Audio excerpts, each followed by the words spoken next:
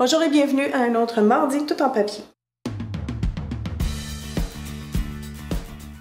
Aujourd'hui, on vous offre la première partie d'un projet en deux parties. Il s'agit d'un calendrier perpétuel à assembler de la compagnie Kaisercraft.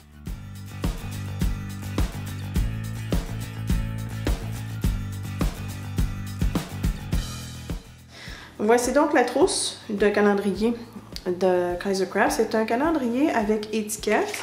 Évidemment, les pièces sont faites en MDF. Alors, on a le module principal avec la base qui va venir s'installer comme ça. Et on a les étiquettes sur lesquelles on va représenter les chiffres pour les jours de chaque mois ainsi que chaque mois de l'année. Et évidemment, c'est un calendrier perpétuel parce qu'on n'indique pas la journée. Et le kit comprend également les vis pour tenir les étiquettes. Il va y avoir 3 groupes d'étiquettes.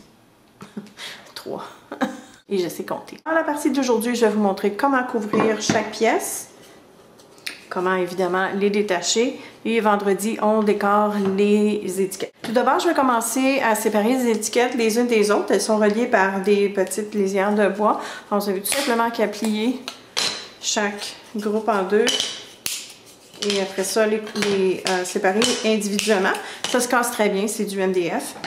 Et pour couper l'excédent, je vais prendre les ciseaux de Tim Holtz qui sont munis de dents. Alors, c'est très facile à couper, comme vous voyez.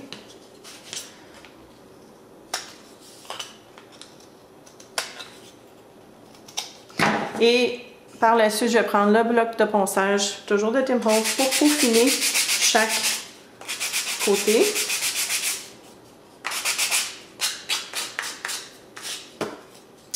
Et voilà, ça vous fait une belle finition douce. Alors, je vais terminer toutes les étiquettes et après ça, je vais vous montrer ma sélection de papier pour le calendrier.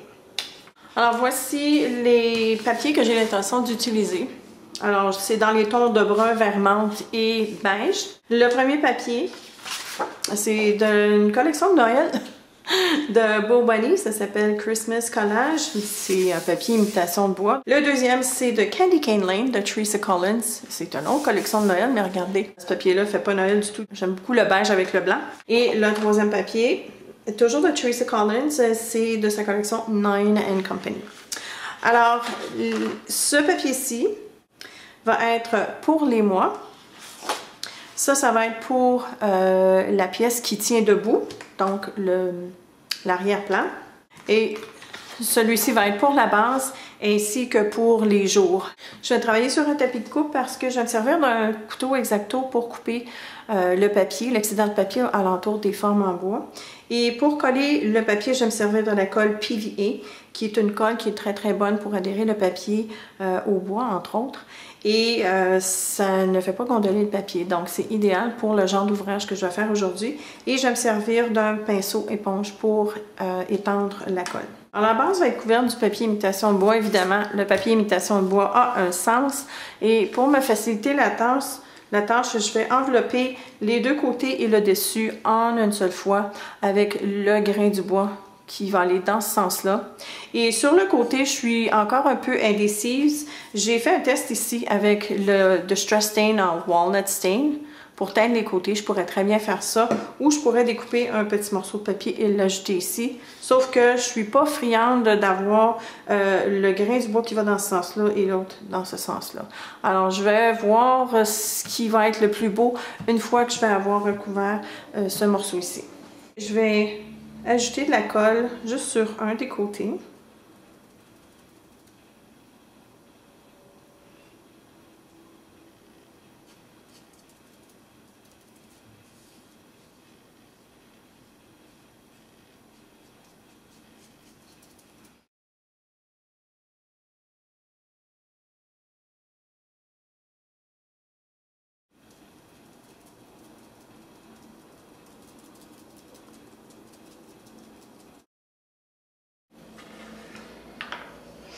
Et je vais venir le coller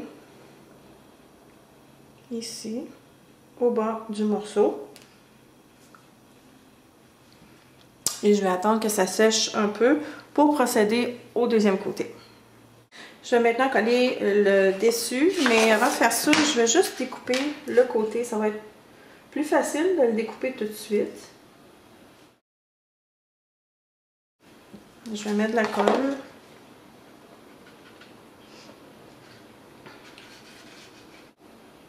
Encore, vous voyez, j'ajoute de la colle jusque sur les barres.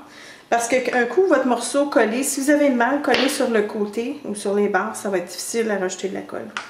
Alors maintenant, je vais replier. Et je vais tenir comme ça un peu jusqu'à temps que la colle prenne. Comme tantôt, avant de coller le dernier côté, je vais couper.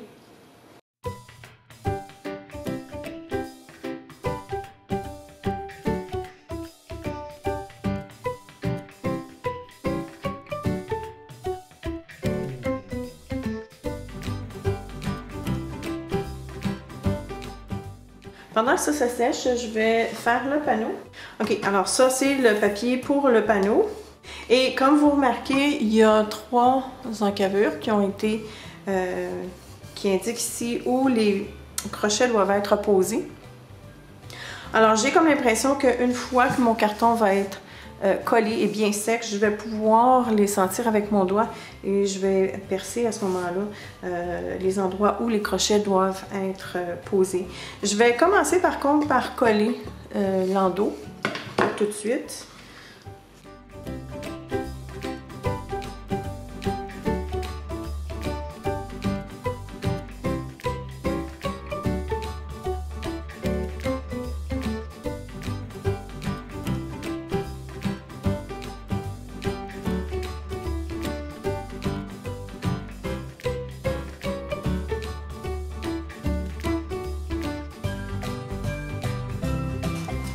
Ça aussi, je vais mettre ça de côté pour laisser sécher. Et pendant ce temps-là, je vais en profiter pour faire quelques étiquettes.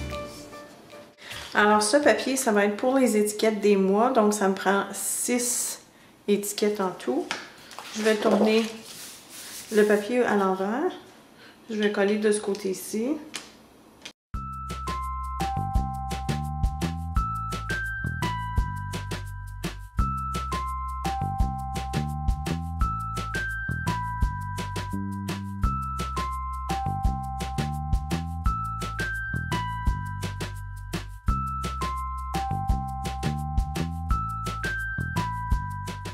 Avant de coller l'autre côté des étiquettes, il va falloir que je perce les trous parce que sinon, si je recouvre les deux côtés, je vais perdre le trou. Alors, je vais laisser sécher, je vais couper chaque pièce. Je vais faire sûr de couper les ouvertures et puis après ça, je recouvre le deuxième côté. Pendant que mes 6 premières étiquettes sont en train de sécher, je vais coller les 8 autres dans le papier à motif imitation de bois. Je n'ai pas encore coupé mon morceau pour la base parce que je trouve que c'est encore un petit peu humide. Donc, je vais attendre.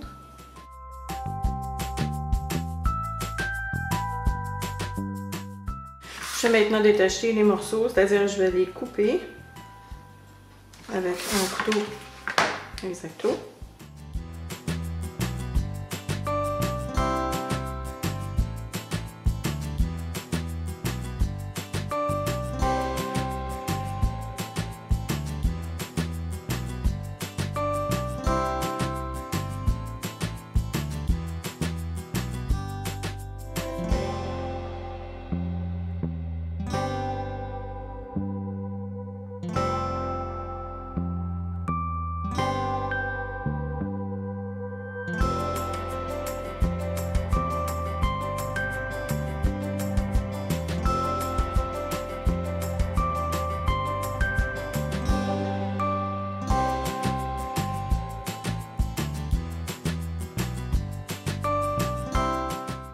J'ai terminé de couper les étiquettes et comme vous voyez, j'ai également sablé à l'intérieur du trou.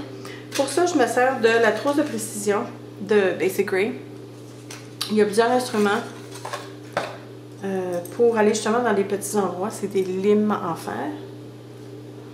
Alors, je me suis servi de celle qui est en forme de demi-lune. C'est difficile un petit peu à voir, mais elle a un côté arrondi. Et ce que je fais, c'est que je passe j'ai percé le trou avec le Crop-A-Dam et je fais tout simplement passer dans le trou sur le côté arrondi et ça enlève l'excédent.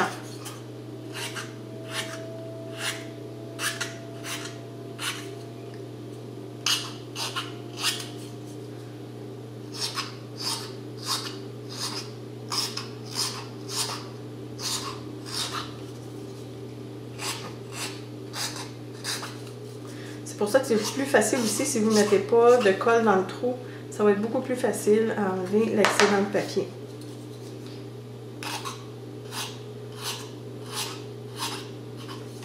Je vais vous montrer de très près. Vous voyez, le trou est bien net. On voit le bois au travers. Maintenant, pour ce qui est de la base, évidemment, je ne vais pas terminer avec les étiquettes. Il faut que je fasse l'endos.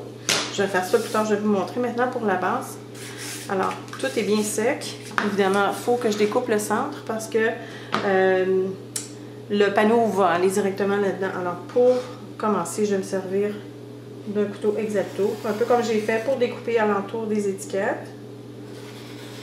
Je vais découper les deux côtés et les deux bouts très grossièrement. Et je vais terminer sur le dessus comme ça.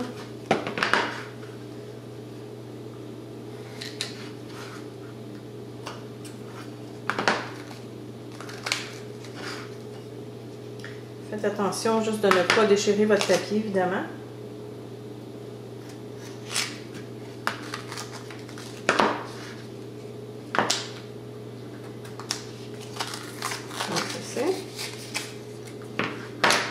Et je vais faire la même chose, je vais prendre une lime. Cette fois-ci, je vais peut-être prendre une lime. Je garde mes anciennes limes d'Emery, ce que je me sers pour mes manicures. Quand elles ne vont pas bien sur mes ongles, elles vont bien aller sur le papier. Alors, je vais vous montrer. Je fais juste passer à l'intérieur comme ça pour adoucir les arêtes. Ça enlève également le papier abrasif qui pourrait rester, surtout dans les coins.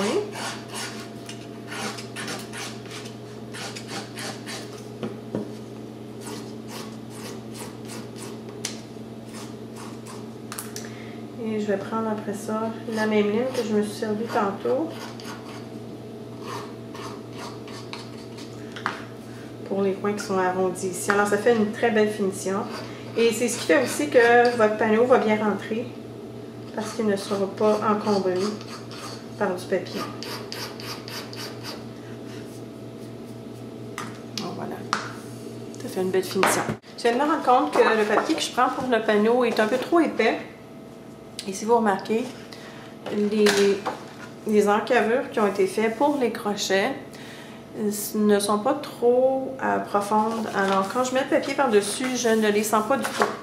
Alors, ce que je vais faire, c'est que je vais me faire un gabarit.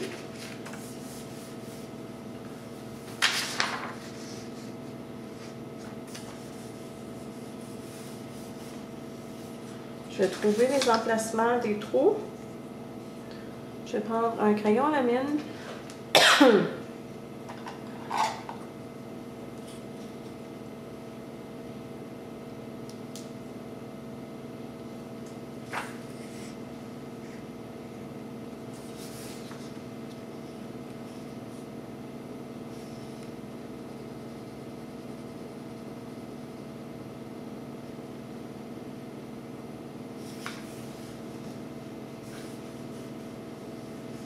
Je les sens avec mes doigts, alors je peux me faire une...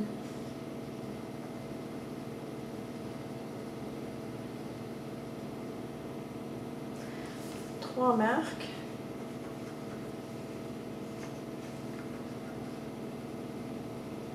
Quand je passe mon crayon, les bordures du cercle apparaissent. Alors ça, c'est l'emplacement des trois trous. Je vais tourner mon papier et je vais tout simplement couper alentour.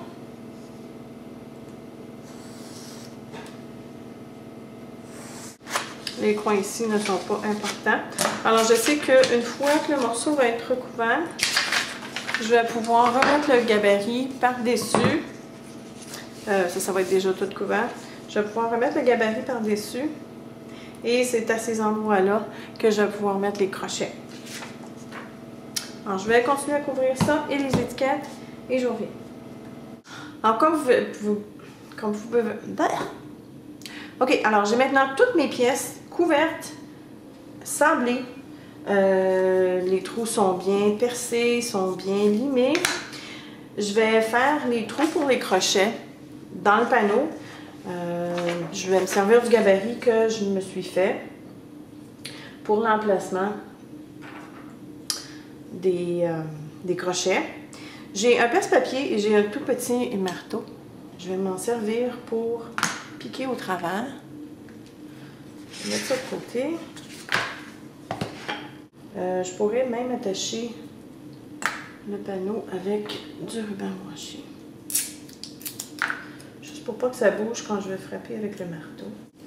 Alors je vais prendre mon perce-papier, je vais le mettre au milieu de chaque trou.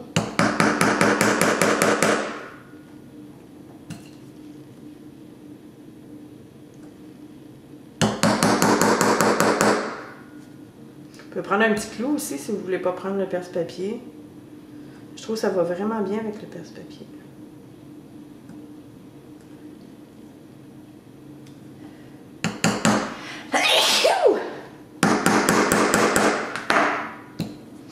OK. Alors maintenant, tout ce que j'ai à faire, c'est d'installer les petits crochets qui sont des vis.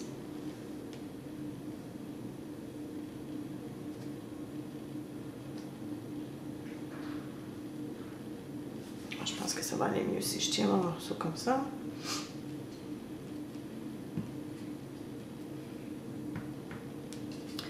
Je vais peut-être avoir besoin des pinces pour terminer. Voilà.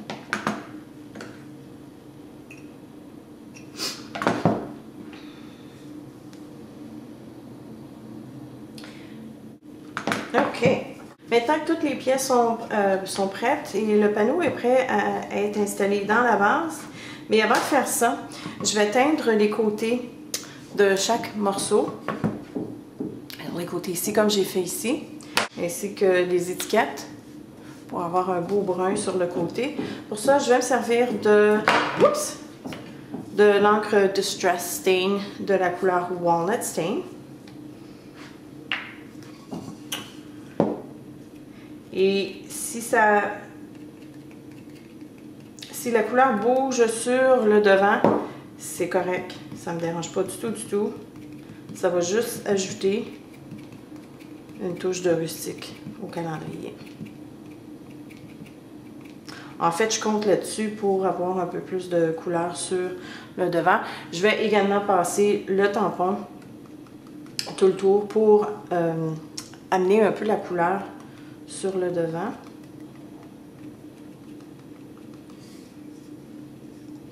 Je n'en mettrai pas au bas ici, c'est pas nécessaire parce que cette partie-là va être cachée à l'intérieur du socle. Alors, je vais faire toutes les pièces de cette façon-là. Et je vous reviens dans quelques instants. OK, alors voici ce que ça donne avec le Distress Stain sur le côté. J'adore. C'est le fun parce que le Walnut Stain, ça mimique. C'est le fun parce que le Walnut Stain s'agence très bien avec le papier de bois. Et c'est ce que ça donne sur les autres. Très joli. Je viens de m'apercevoir pourquoi il y a un 4e crochet. C'est pour accueillir l'excédent d'étiquettes parce que je viens de remarquer que on peut mettre 2 étiquettes sur un même crochet ou 3 au forçat, mais pas plus que ça. Alors, le crochet dans l'arrière, je vais l'installer pour accueillir l'excédent d'étiquettes. Alors, le crochet de l'endos est installé. Maintenant, je peux coller la base. Je peux coller, c'est-à-dire le morceau dans la base. En fait, je vous dirais que je n'ai même pas besoin de le coller. Ça rentre tellement bien, c'est tellement bien fait que faudrait vraiment forcer pour la sortir. Alors, je n'ai pas besoin de coller. Bravo! OK, je vais la retirer par contre parce que je veux passer le tampon encreur, toujours de la couleur Walnut Stain. Mon bureau est un peu en désordre. Alors, j'ai le tampon encreur de Stress Stain, Walnut Stain, avec une éponge. Et je vais passer tout le tour. Et ça, ce que ça va faire aussi en même temps, c'est le fun, c'est que ça cache les petits défauts qu'il pourrait y avoir. Si j'ai coupé un morceau, pas un morceau, mais je veux dire, si j'ai manqué de papier à un endroit, ben je peux cacher avec ça. Oh, c'est beau, hein? C'est sûr que vous ne voyez pas grand-chose avec la vue aérienne, mais je vais la pencher. Alors, comme je le mentionnais auparavant, il y a juste la place pour 3 étiquettes sur chaque crochet. J'ai installé le crochet à l'endos. J'ai déjà mis 3 étiquettes qui ne servent pas pour l'instant. Et il en reste 2, malheureusement. J'aurais aimé avoir 2 crochets à l'endos au lieu d'un, mais c'est tout ce qui vient dans la trousse. Vous pourriez vous en acheter un si vous le désirez, mais on peut toujours quand même accoter peut-être les étiquettes comme ça, de cette façon-là, quand elles ne servent pas. Alors, c'est pas dramatique. Mais j'aime beaucoup le look rustique. Je trouve que le papier de bois, c'est le papier excellent pour ce genre de travail. Maintenant, la construction du calendrier est terminée. Vendredi, je vais vous montrer comment je vais décorer parce que, évidemment, je ne le laisse pas comme ça. On va embellir pas mal plus. Alors voilà, j'espère que ce projet vous plaît. Moi, je le trouve excellent en guise de cadeau ou même pour vous-même, c'est sûr. Mais ça fait un super beau cadeau à donner pendant le temps des fêtes pour célébrer le Nouvel An. C'est solide, ça ne basculera pas. J'aime beaucoup la construction du calendrier. Alors voilà, c'est tout pour aujourd'hui. Si vous avez des questions comme à l'habitude, n'hésitez pas à laisser-les dans les commentaires ci-bas et je vous reviens vendredi pour le reste.